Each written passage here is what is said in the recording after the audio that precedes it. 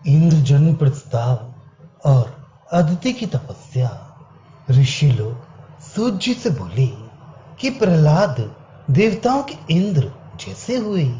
वह कथा हम लोगों से विस्तार सहित आप कहें। सूत जी बोले कि हे ब्राह्मणों, जिस प्रकार से उन अत्यंत सज्जन पुण्यात्मा ने इंद्रता पाई, वह हम विस्तार सहित वर्णन करेंगे।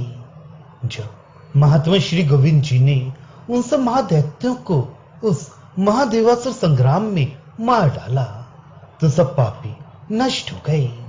तब सब देवता, गंधर्व, नाग, विद्याधर आदि सब देव योनि हाथ जोड़ श्री माधव जी से बोले कि हे भगवान, हे देव देवेश, ऋषिकेश, तुम्हें नमस्कार है। जो कुछ हम लोग तुमसे जनाते हैं उसे विचार कीजिए। हे केशव, अब हम लोगों का शासन करने वाला ऐसा कोई इंद्र बनाइए जो पुण्यात्मा हो। वह हम लोगों की रक्षा अच्छे प्रकार करे। ऐसा पुण्यात्मा राजा इंद्र हो कि तीनों लोकों की प्रजा जिसका आश्रय करके अत्यंत सुखी हो। यह सुन श्री भगवान वासुदेव जी बोले कि हे महाभाग्य वालों, हमारे लोक में आजकल वैष्णव तेज से युक्त एक ब्राह्मण बहुत दिनों से निवास करता है। वह उस महात्मा का काल हमारे लोक में बसने का पूर्ण हो चुका है। हे देव सत्तमो, वह विप्र हमारा बड़ा भक्त है। सो वैष्णव तेज से वह तुम लोगों का पालक होगा, क्योंकि बड़ा धर्मात्मा वह धर्मों का अनुरंजन करने वाला होगा। वह ब्राह्मण सत्तम तुम लोगों का पालक व धारक होगा। वह तुम लोगों की सदा रक्षा बड़े धर्म के साथ किया करेगा। वह अदिति का पुत्र होगा, सुव्रत उसका नाम होगा, महाबली व महावीरवान होगा। बस वही इंद्र होगा। सूत जी शौनक आदिकों से बोले कि इस प्रकार सब देवताओं को वर दे श्री विष्णु भगवान विजय करने वाले सब देवताओं को संग ले। पिता कश्यप व माता अदिति को देखने को गए। वो वहां जाकर उन महात्मा देवताओं ने सुखपूर्वक आसन पर बैठे हुए दोनों को प्रणाम किया। वह सबके सब बड़े आनंद से युक्त हाथ जोड़ के बोले कि तुम दोनों जनों के प्रसाद से हम लोग देवत्व को प्राप्त हुए। तब बड़े आनंद युक्त कश्यप जी देवताओं से बोले कि तुम लोग सदा सत्य धर्म से वर्तमान रहना। इससे हम दोनों के प्रसाद से व तप के प्रसाद से अब अक्षय पद देवत्व को प्राप्त होगी। यह वह और भी वर तुम लोगों को देते हैं कि तुम लोग बहुत प्रीति से युक्त अमर व निर्जर होगे, अर्थात न कभी मरोगे न वृद्ध होगे। वह तुम लोगों के सब काम अर्थ सिद्ध होंगे। वह सब सिद्धियां तुम्हारे आगे खड़ी रहेंगी। सो तुम्ही को ये वर नहीं देते। सब नाग गंधर्व भी हमारे प्रसाद से बड़े देव होंगे। जब देवताओं से कश्यप जी ने ऐसा कहा, तब श्री विष्णु भगवान अदिति जी से बोले कि हे यशस्विनी, देवताओं की माता अदिति जी, तुम्हारा कल्याण हो। हमसे वर मांगो। जो तुमको मन से वांछित होगा वह हम सब देंगे, यह निश्चय करके कहते हैं। यह सुन अदिति जी बोली कि हे माधव, तुम्हारे प्रसाद से हम पूर्व काल में पुत्रवती हुई थी। वह हमारे सब पुत्र अमर व निर्जर हुई और सबके सब पुण्य करने में वत्सल हुए। हे मधुसूदन, सुनिए, ये पुत्र हमने पाए हैं।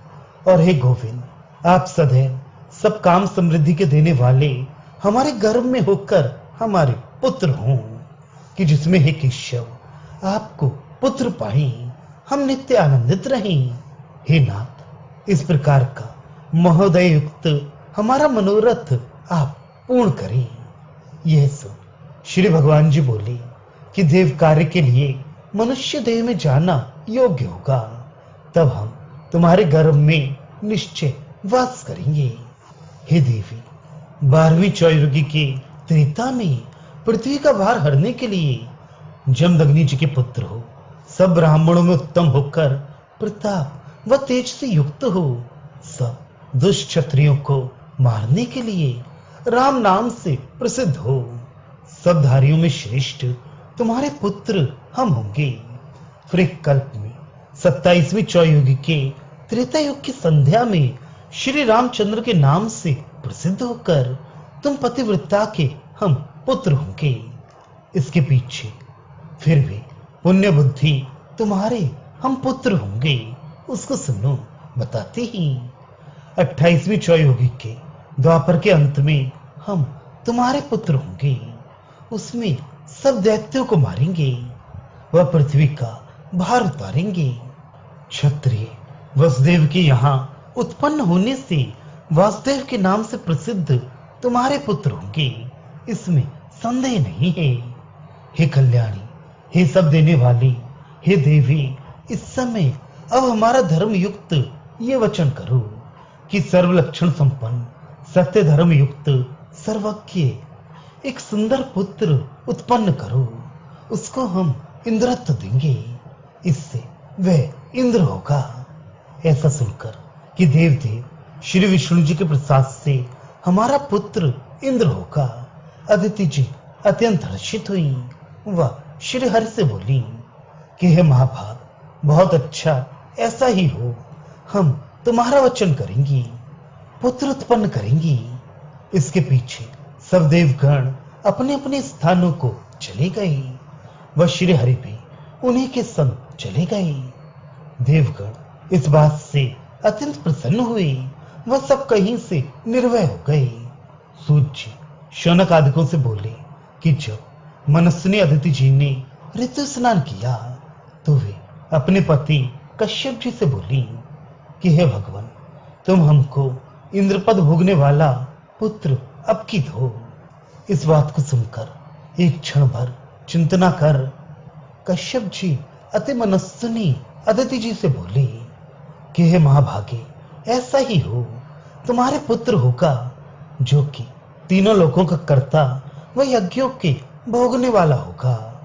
ऐसा कह वह अदिति के सिर के ऊपर अपना हाथ रखकर द्विजों में श्रेष्ठतम तेजस्वी कश्यप जी सत्य धर्म युक्त होकर तप करने लगी। तब जो महातेजस्वी सुवृत नाम ब्राह्मणोत्तम श्री विष्णु लोक में सदा निवास करता था, उसका पुण्य विष्णु लोक से क्षय हो गया था। इससे कर्म के वश से उस सुवृद्ध जोत्तम का वहां से पात हुआ। वह वही महातपस्वी ब्राह्मण आकर अदिति के पुण्य गर्भ में आया कि जिससे सत्य पुण्य के कर्म से इंद्रत्व का भोग करे। तब पुण्यों से वह तप के प्रभाव से अदिति जी ने गर्भ को धारण किया। वह निरालस हो वन में जाकर वे तप करने लगी। तप करते करते उनको देवताओं के 100 वर्ष बीत गए। उसमें ऐसा तीव्र तप अदिति ने किया जो देवता और असुरों को भी बड़े दुख से करने के योग्य था। उनके उस तेज से वह तप के प्रभाव से बड़ी प्रभा से युक्त वह सूर्य के तेज के समान प्रकाशित मानो दूसरे भास्कर ही के तुल्य तेज से वे अदिति जी ध्यान करती हुई अतिदीप्त से शोभित हुई। वह तप और तेज के कारण रूप में और भी अधिक हो गई। बस वे तब ध्यान में युक्त हो केवल वायु पान करके रहती थीं। इस कारण दक्ष की कन्या देवी अदिति जी अधिक शोभित हुई। उस तप करने के समय में सब महाभाग्य वाले सिद्ध ऋषि महापराक्रमी सब देवगण उन महाभाग्यवती की रक्षा किया करते थे। वह सब स्तुति भी किया करते थे। जब तप करते करते पूर्ण दिव्य 100 वर्ष बीत गए तो श्री विष्णु भगवान वहां आए। वह तप करती हुई महाभाग्यवती उन अदिति जी से बोले कि हे देवी, गर्भ अब अच्छे प्रकार पूर्ण हो गया, वह प्रसूति का समय आ गया है।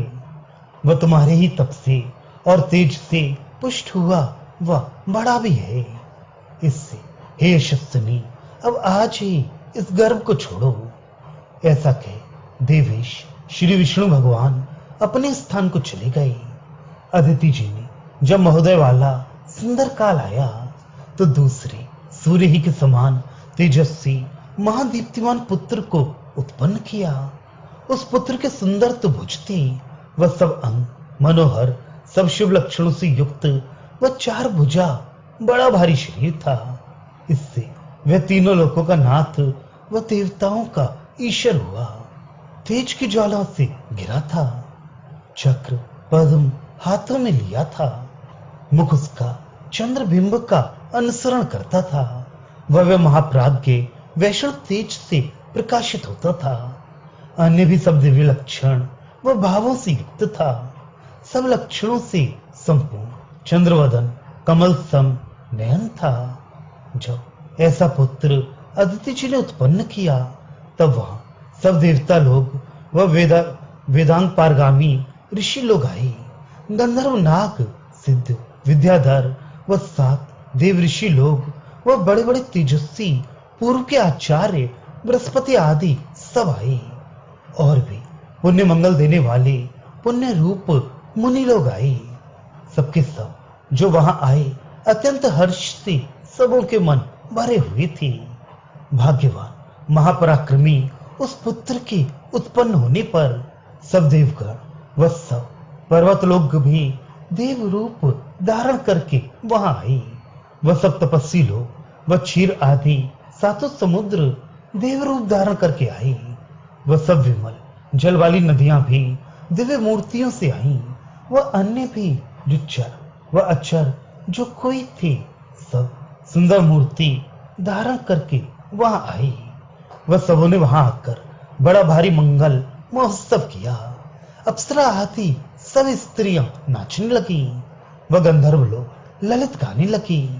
वह वेद पारगामी ब्राह्मण देव वेद मंत्र पढ़ पढ़कर कश्यप जी के उन महात्मा पुत्र की स्तुति करने लगे। ब्रह्मा विष्णु रुद्र व सांगोपांग सब वेद उन महात्मा महापराक्रमी के उत्पन्न होने पर आए। वह सप्तम तीनों लोकों में जितने पुण्य रूप प्राणी थे उन महापराक्रमी के उत्पन्न होने पर सब वहां आए। वह सबों ने पुण्य गीतों से तथा महोत्सवों से अति मंगल किया। वह मारे हर्ष के आनंदित सबों ने उनकी पूजा की।